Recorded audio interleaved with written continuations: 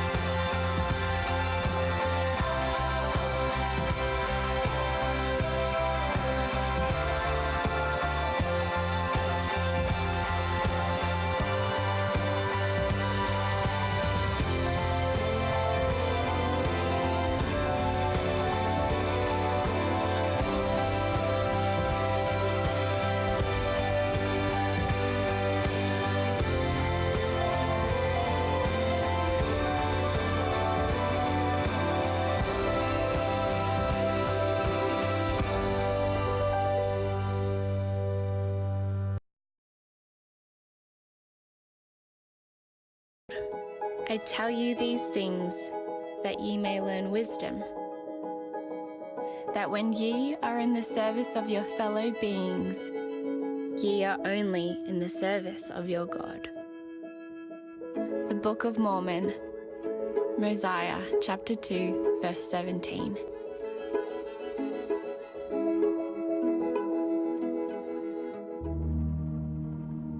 All things denote there is a God. The earth and all things that are upon the face of it. All the planets which move in their regular form do witness that there is a supreme creator. The Book of Mormon, Alma, chapter 30, verse 44. I give unto men weakness, that they may be humble. And my grace is sufficient for all men that humble themselves before me.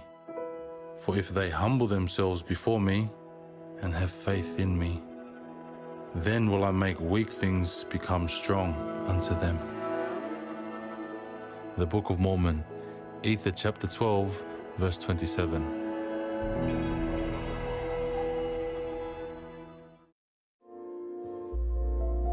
And I am filled with charity, which is everlasting love. Wherefore, I love little children with a perfect love. And they are all alike and partakers of salvation. The Book of Mormon, Moroni, chapter 8, verse 17.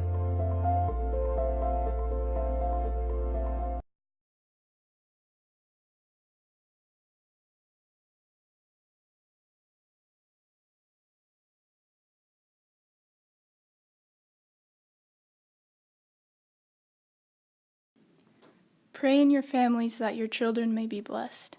3 Nephi, chapter 18, verse 21. Discover what's inside the Book of Mormon. Know ye not that there are more nations than one?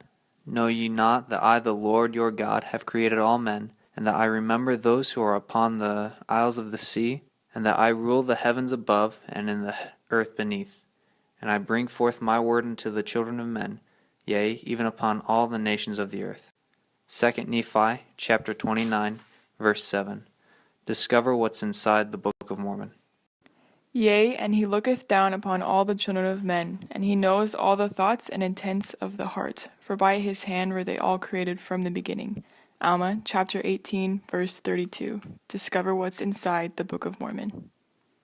Then shall it come to pass that the spirits of those who are righteous are received into a state of happiness, which is called paradise, a state of rest, a state of peace, where they shall rest from all their troubles and all their care and sorrow. Alma, chapter 40, verse 12. Discover what's inside the Book of Mormon.